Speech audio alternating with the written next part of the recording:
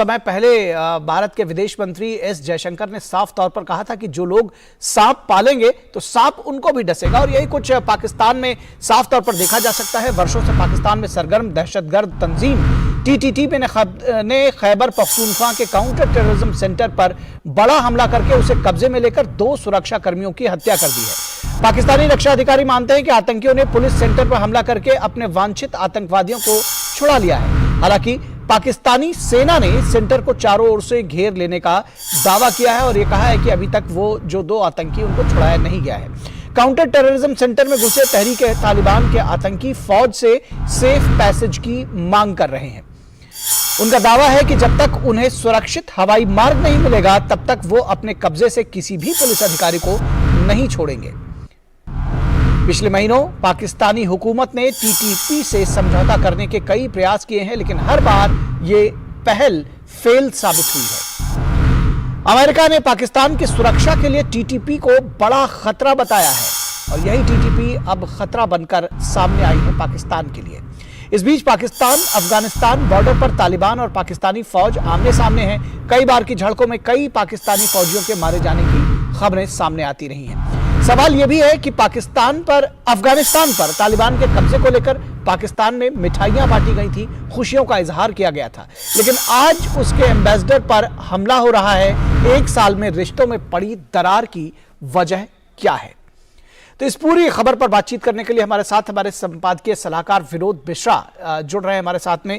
विनोद मिश्रा जी, सबसे पहले तो ये बताइए कि जो एक बयान अभी एस जयशंकर जी का आया था और साफ तौर पर उन्होंने कहा दरअसल कि जो सांप को पालेगा सांप उसको भी डस सकता है, और ये साफ तौर पर होता हुआ दिख रहा है पाकिस्तान में।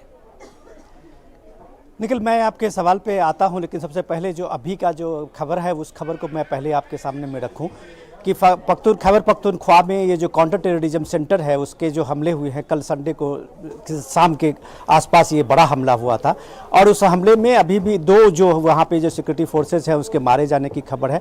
लेकिन उसके साथ ही जैसे वहाँ पे जितने भी वहाँ पे सुरक्षाकर्मी थे उसको एक तरह से तालिबान पाकिस्तान तहरीक तालिबान ने बंधक बना लिया है। अब उसमें जो वहाँ पाकिस्तान तहरीक तालिबान के जो अपने पुराने मेंबर थे जिसको काउंटर टेररिज्म सेंटर में रखा गया था उसको एक तरह से उन्होंने मुक्त करा लिया है। लेकिन दूसरे उनकी सबसे बड़ी मांग है कि हमें एक सेफ पैसेज मिले और सेफ पैसेज हवाई का कम से कम रास्ता हमारे लिए हो कि हम सीधे सीधे अफगानिस्तान जा पाए और अपने सुरक्षित जगह पे हम पहुंच जाए, क्योंकि उनका पूरा काउंटर टेररिज्म सेंटर के जो स्टाफ है, अधिकारी हैं, सब अभी भी उसके तहरीक तालिबान पाकिस्तान के कब्जे में है। रही बात आपने जो सवाल उठाया है वो सवाल ये है कि ये आज की बात नहीं है, ये पाकिस्तान के जो इंतजामिया है या पाकिस्तान के इंतजामिया जब कभी भी फॉरेन टूर पे जाते हैं या इंटरनेशनल मंच पे जाते हैं तो सीधे सीधे टेररिज्म की बात को एक तरह से ऐसे बात करते हैं जैसे आंख पे पट्टी बांध के वो दुनिया को बता रहे हो कि वहां पे सब कुछ सामान्य है, बाकी जो देशों की प्रॉब्लम है वो अपनी प्रॉब्लम है। तो आज ये सवाल को जब ये सिक्योरिटी काउंसिल में जब आप जिस रेफरेंस की बात कर रहे थे, एस जयशंकर की बात कर रहे थे, सिक्योरिटी काउंसिल की मीटिंग में जब बिलावल भुट्टो जब वहां के फॉरेन मिनिस्टर है उन्होंने ये सवाल उठाया था कश्मीर को लेकर के खास करके, तो उसका जवाब देते हुए उन्होंने एक तरह से बातें की थी और उन्होंने कहा था कि कम से कम पाकिस्तान को इसकी नसीहत ऐसे इंटरनेशनल मंच पे नहीं देना चाहिए, क्योंकि वो पहले अपने गिरेबान में झांके और किस तरह से वहां पे हो रहा है। शायद मुझे लगता है कि ये एक बड़ा उदाहरण जो है पाकिस्तान के सामने में है। जब आप देखिए कि तहरीक तालिबान पाकिस्तान से समझौता के लिए पाकिस्तान लगभग 1 साल से जद्दोजहद कर रहा है, लेकिन पिछले 1 महीने में पाकिस्तान तहरीक तालिबान के आतंकियों ने लगभग 4 से 5 वहां पे अटैक, बड़े बड़े अटैक किए, जिसमें कई लोग मारे गए हैं, कई लोग जख्मी हुए हैं। ये जो मौजूदा हमला है, ये जो कल का जो वाकया है, वो एक तरह से पूरे इंतजामिया को चैलेंज करते हुए दिखा है। जो ये चैलेंज करते हुए दिखने के साथ में उसने काउंटर टेररिज्म सेंटर पे हमला करके और उसको कब्जे में ले लिया है और सारे लोगों को बंधक बना लिया है। तो ये दुनिया के लिए एक मैसेज है और वो मैसेज वो भी है। जब आप अपनी इस चर्चा में एक विश्लेषण चाह रहे थे तो मैं बताऊं कि जब ट्रंप साहब प्रेसिडेंट थे अमेरिका के, तो पहली बार अमेरिका के प्रेसिडेंट ने इस तरह से बड़ी साफगोई से पाकिस्तान के टेररिज्म को खुलासा किया और कहा कि वो पूरे दुनिया को बेवकूफ समझता है। उसने कहा कि जब अमेरिका को उसने बेवकूफ बना के 30 अरब डॉलर से ज्यादा पैसे झटक लिए और वही पाकिस्तान एबेटाबाद में ओसामा बिन लादेन को सुरक्षित रखा था, जो काउंटर टेररिज्म को लेके बात कर रहा था और पूरी दुनिया को कह रहा था कि हम आतंकवाद के सफाया के लिए दुनिया के साथ हैं। ये पर्दाफाश कब से पहली बार जो है अमेरिका के प्रेसिडेंट ट्रंप ने अपने समय में किया था। निखिल जी, निश्चित तौर पर एक बात और सामने आई है और ये कई मंचों पर भारत की तरफ से कहा भी जा चुका है कि आतंकवाद जो है वो भस्मासुर साबित हो रहा है। पाकिस्तान उसका एक साफ तौर पर जीता जागता उदाहरण बन चुका है और जो तालिबान के साथ में अफगानिस्तान की मौजूदा हुकूमत है उसके साथ जो रिश्ते उसके बिगड़ रहे हैं, उसकी वजह को, प्रमुख वजह क्या देखते हैं? लेकिन अभी आपने थोड़ी देर पहले हमने अपने मंत्री, केंद्रीय गृह मंत्री अनुराग सिंह ठाकुर का दिखाया कि भारत जो काउंटर टेररिज्म के मामले में कैसे काम किया है और किस तरह से 2014 के बाद में भारत की स्थिति बदली है। आपने अपनी रिपोर्ट में अभी हमने देखी है और उसमें देखिए कि भारत का भी एक ये भी दौर था कि भारत अकेला पड़ा हुआ था पाकिस्तान के इस नैरेटिव्स में, टेररिज्म के नैरेटिव्स को लेके, कि उसने एक गुड टेररिज्म और बैड टेररिज्म का जो खाका खींचा था उसमें दुनिया को लगभग ये मानने के लिए मजबूर कर दिया था कि भारत पाकिस्तान की अंदरूनी मामला है। लेकिन जैसे ही ये बात सामने दुनिया के सामने आई कि जब कभी भी दुनिया के किसी भी इलाके में हमले हो रहे हैं उसके तार कहीं ना कहीं पाकिस्तान से जुड़ते हैं, तो ये चीज जुड़ने के बाद तो दुनिया ने इस बात को अब मान लिया है कि पाकिस्तान एपी सेंटर है उस टेररिज्म का, कि दुनिया में कहीं भी टेररिज्म है तो उसकी वो तार पाकिस्तान से जुड़ते हैं। तो अब सबसे बड़ा सवाल तो ये है कि जब आप देखिए कि अफगानिस्तान पे जब तालिबान ने कब्जा किया पिछले साल में, तो सबसे ज्यादा खुशियां जो है, सबसे ज्यादा मिठाइयां पाकिस्तान में बांटी गई थी। लेकिन हासिल क्या हुआ? वही टेररिज्म जो है पाकिस्तान को कैसे डस रहा है कि अब आप पाकिस्तान अफगानिस्तान के बॉर्डर पे, जो चमन बॉर्डर पे आप देखते हैं कि आए दिन झड़प है तालिबान की तरफ से और पाकिस्तानी फौजी की तरफ से, और एक दूसरे को इस तरह से झड़प है कि कई पाकिस्तान फौजी के जवान हलाक भी हुए हैं।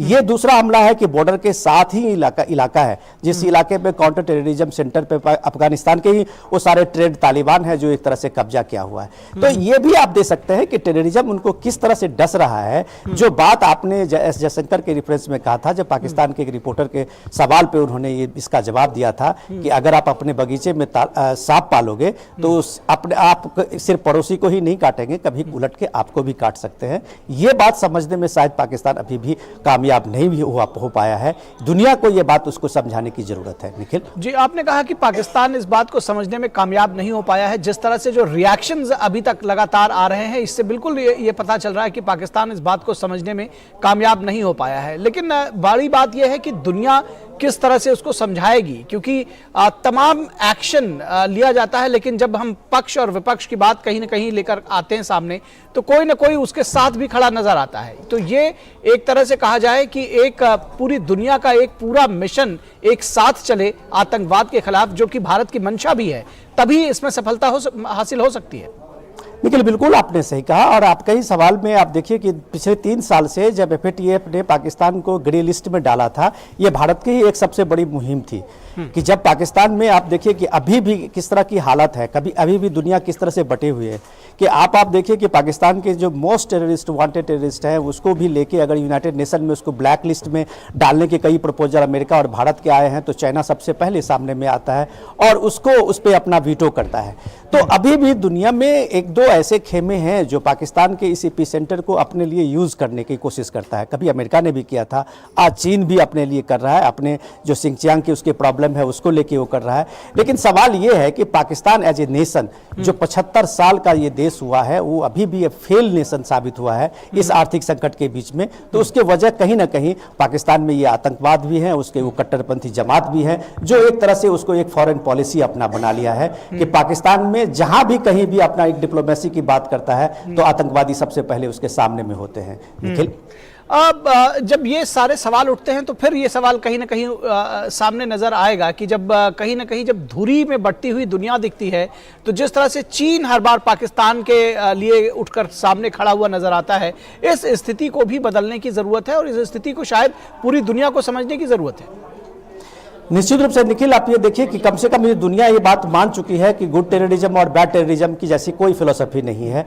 टेररिज्म को एक परिभाषा में लाने के लिए आप ये देखिए कि भारत के कितने सालों के ये प्रयास से आज यह देश, दुनिया ये मानने के लिए तैयार है कि टेररिज्म का कोई न ये मजहब होता है, न टेररिज्म की कोई एक फिलोसफी है। इसको आप गुड टेररिज्म बैड टेररिज्म में मत बांटिए, ये आतंकी है।